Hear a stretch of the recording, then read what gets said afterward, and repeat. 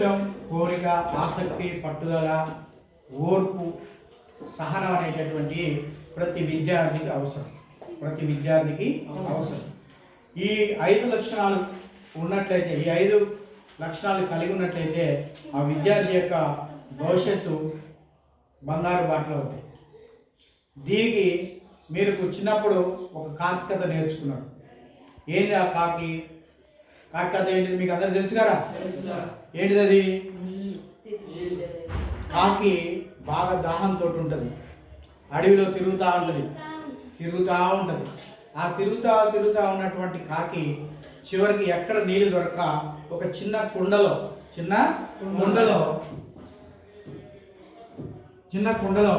అడుగున నీళ్ళని చూస్తుంది. ఈ నుంచి కాకి అందుకోవడానికి ప్రయత్నం చేస్తుంది, కానీ నీళ్ళు అప్పుడు కాకి తన యొక్క తెలివిని ఉపయోగించుకొని దగ్గర పట్ల ఉన్నటువంటి చుట్టుపక్కల ఉన్నటువంటి రాళ్ళని ఒక్కోటి తెచ్చి వేస్తూ ఉంటే నీళ్ళు కాస్త ఏమైనాయి, కింద ఏమైంది, రాళ్ళు వచ్చేసినాయి. ఈ పైకి వాటర్ వచ్చేసినాయి. ఇవన్నీ రాళ్ళతోటి నింపింది. అప్పుడు ఈ కాకి ఏం చేసిందంటే వాటర్ తాగి సంతోషంగా ఉంటుంది. అయితే ఈ కథలో మనం ఏం నేర్చుకున్నాం? కథ విన్నాం, చదువుకున్నాం, ఏమైనా ప్రశ్నలు వస్తే రాసినాం, పాస్ అయినాం, అయిపోయింది. కానీ ఈ కథ ద్వారా మనం ఏం నేర్చుకున్నాం? ఇక్కడ ఈ కథలో కాకి యొక్క లక్ష్యం ఏంటిది? కాకి యొక్క లక్ష్యం ఏమిటి? కాకి యొక్క లక్ష్యం ఏంటి? దానికి బాగా దాహం అవుతుంది, నీళ్లు తాగాలనుకుంటున్నప్పుడు మరి నీళ్లు అందే పరిస్థితి ఉందా? లేదు. నీళ్లు అందేటటువంటి పరిస్థితి లేదు. మరి ఏం చేయాలి? ఆలోచన చేసింది. ఊకనే ఏమైంది, ఒకవేళ అటు జరిపి ఇటు జరిపి కుండ వలిగిపోతే నీళ్ళు ఏమైతే కింద పడిపోతాయి. దాన్ని తాగడానికి నీళ్లు ఉండవు. కాబట్టి ఏం చేయాలంటే తెలివితోటి అది ఆలోచన చేసుకుని ఏం చేసింది, ఇక్కడ దానికి నీళ్లు తాగాలనేటటువంటి కోరిక ఉంది, నీళ్లు తాగాలనేటటువంటి లక్ష్యం ఉంది. అప్పుడు ఏం చేసింది, బాగా పట్టుదలతోటి ఏం చేసింది, చుట్టుపక్కల ఉన్నటువంటి గురకరాలని తీసుకురావడానికి ప్రయత్నం చేసింది. ఒక్కడు తెచ్చింది, నీళ్ళు పైకి వచ్చినాయా? దాని లక్ష్యం నెరవేరిందా? నెరవేరలే. అయినా పట్టుదల వదల్లా. ఏం చేసింది, మళ్ళీ రెండోది తెచ్చింది, వేసింది, నీళ్ళు వచ్చినా పైకి రాలే. అయినా లక్ష్యం వదులుకోలేదు. చివరికి ఇంకొక రాయేసి చివరికి తన యొక్క లక్ష్యం నెరవేరేంత వరకు అది కష్టపడుతూనే ఉంది.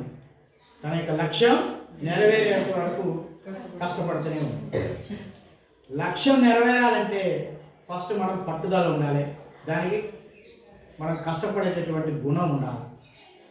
లక్ష్యం నెరవేరకుండా లక్ష్యాన్ని ఆడ పెట్టుకొని మనం ఏనే కూర్చుంటే, ఇప్పుడు మనం ఈ నుంచి కోదాలని నడుచుకోవాలి, బండి లేదు, సైకిల్ లేదు, కారు లేదు, బస్సు లేదు, ఆటో లేదు, నడిచిపోవాలంటే మనం ఏం చేయాలి?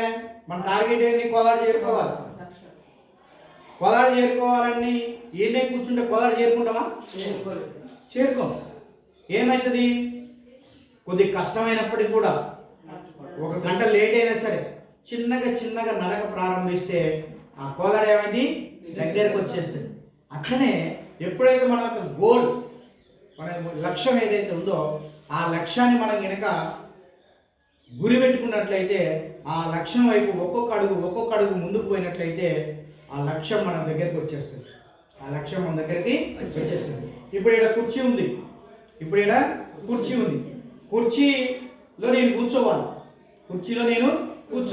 నేనేం చేయాలి? ఇక్కడే ఉంటా, కుర్చీ అక్కడే ఉంటుంది. నేను ఇక్కడే ఉంటా, కుర్చీ అక్కడే ఉంటుంది.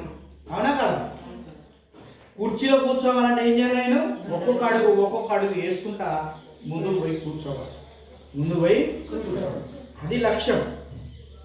నేను ఇక్కడే ఉంటా, నేను చదవను, నేను చేయను, నాకు మార్కులు రావాలంటే వస్తాయా? రావు. మనం కష్టపడాలి, ఓర్పుతోటి, ఓపికతోటి, పట్టుదలతోటి, ఇంట్రెస్ట్. చదువుతున్నా చదువుతాం కాదు, చదవటం కాదు, ఆసక్తి ఉండాలి, ఆసక్తి ఉండాలి. అప్పుడు ఈ కాకి కథ మనకి అందరికి గుర్తుండాలి. కాకి తన పట్టుదలతోటి నీళ్లు తాగాలనేటటువంటి కోరికతోటి, నీళ్లు తాగాలనేటటువంటి దాని అవసరంతో గులకరాలు తెచ్చి నీళ్లు నింపి నీళ్ళు తాగింది. ఇవాళ నేను చదువుకోవాలి, నేను కష్టపడాలి, నా టార్గెట్ ఇది, 10th క్లాస్లో 10 పాయింట్స్ రావాలి, 10 GPA రావాలి, 10 GPA రావాలి అంటే నేను ఏం చేయాలి అంటే ఫస్ట్ మనకి కోరిక కావాలి, ఫస్ట్ ఆ పట్టుదల కావాలి, నేను సాధించగలనేటువంటి నమ్మకం కావాలి, ఆత్మవిశ్వాసం కావాలి. ఏం కావాలా? ఆత్మవిశ్వాసం కావాలి. ఆత్మవిశ్వాసం ఉన్నప్పుడు సెల్ఫ్ కాన్ఫిడెన్స్ అంటే నేను చేయగలను, నాకు ఏది చేత కాదు, నాకు రాదు అనొద్దు. అర్థమైందా?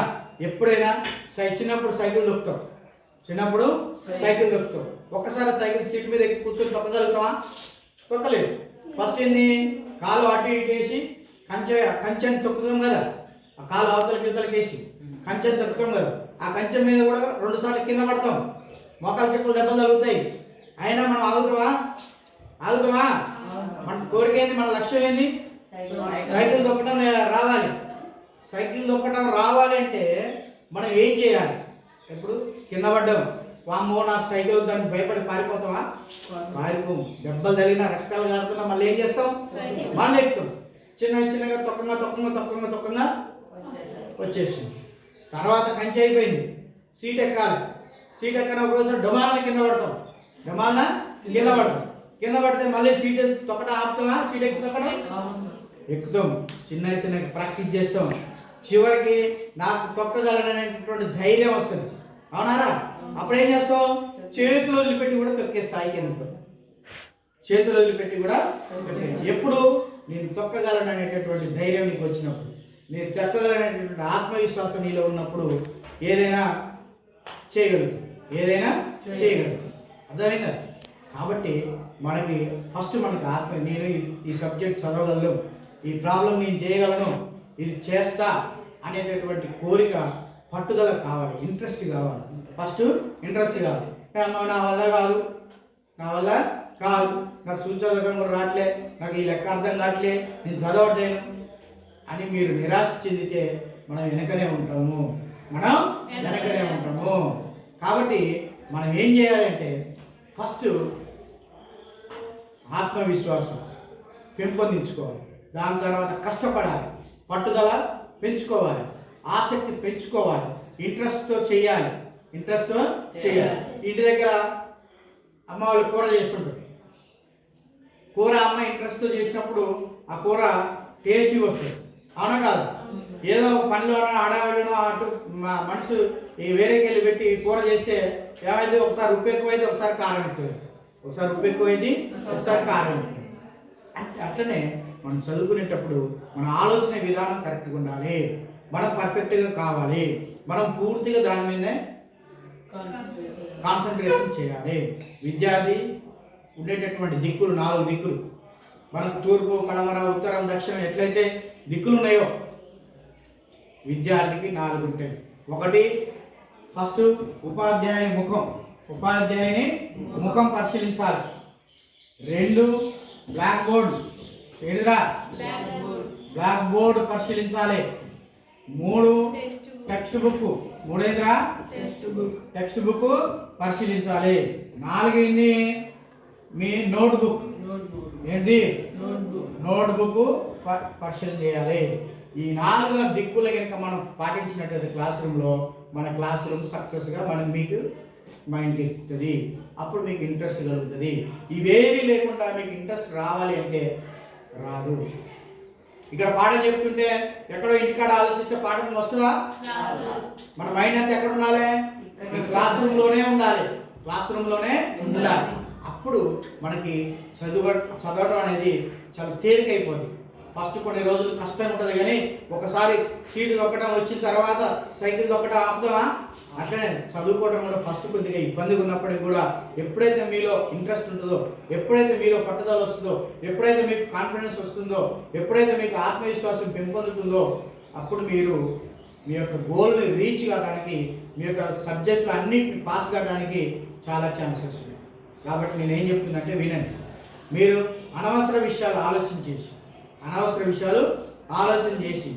అవసరమైనటువంటి సబ్జెక్టులని మీరు వెనక్కి పంపించినట్లయితే మీ యొక్క భవిష్యత్తు నిరాశాజనకంగా ఉంటుంది. కాబట్టి మీ యొక్క తల్లిదండ్రుల కష్టాన్ని గుర్తుంచుకోండి. మీ వెనకాల మీ తల్లిదండ్రుల కష్టం ఉంది, మీ అమ్మ నాన్న కష్టాలు ఉన్నాయి. కాబట్టి మనం ఈ స్కూల్లో చదువుతున్నప్పుడు మన యొక్క స్కూల్ బాధ్యతను గుర్తుంచుకున్నట్లయితే ముందు మనం అనేక రకమైనటువంటి అవకాశాలు పొందుతాం. అవకాశాలు ఇస్తాడు దేవుడు కూడా. దేవుడు కూడా ఏం చేస్తాడు? వీడు ఏం కష్టపడుతుండు వాడికి ఆ ఫలం ఇవ్వాలి. కష్టపడడానికి ఫలం ఇస్తాడు దేవుడు. ఏం చేస్తాడు? కష్టపడదు. భగవంతుడు ఎవరైనా సరే మనం కష్టం చేయకుండా ఫలం ఇవ్వాలంటే ఇయ్యడు. మనం కూలి చేసిన తర్వాతనే రైతు డబ్బులు అడగాలి. కూలి చేయకుండా రైతులు డబ్బులు అడగలేస్తావా? అడగలేము. కూలి చేసిన తర్వాత ఉదయం 10 గంటలకు కూలి, 9 గంటలకు కూలికి పోయిన తర్వాత సాయంత్రం 5 గంటలకు కూలి దిగిన తర్వాత అయ్యా నాకు 600 ఇయ్యా అంటే 600 ఇస్తాడు. నేను ఉదయం పనికే రాలేదు, పోయి 600 ఇవ్వమంటే ఇస్తాడా? అట్లనే భగవంతుడు కూడా మనం చేసేటటువంటి కష్టాన్ని పరిశీలిస్తాడు. కాబట్టి మీరు కష్టపడండి. మీరు కష్టపడితే మీ యొక్క భవిష్యత్తు బంగారు భవిష్యత్తు అవుతుంది. మీరు ఇష్టంతో చదవండి, చాలా ఉపయోగపడుతుంది. కోరికతో పెంచుకోండి, చదువు మీద చాలా ఉపయోగపడుతుంది. అర్థమైందా? ఓకే, ఈరోజు నుంచి ఫాలో అవుతారా? ఈ రోజు నుంచి కష్టపడతారా? ఏ రోజు సబ్జెక్ట్ ఆ రోజు పూర్తి కంప్లీట్ చేస్తారు కదా? Okay, thank you.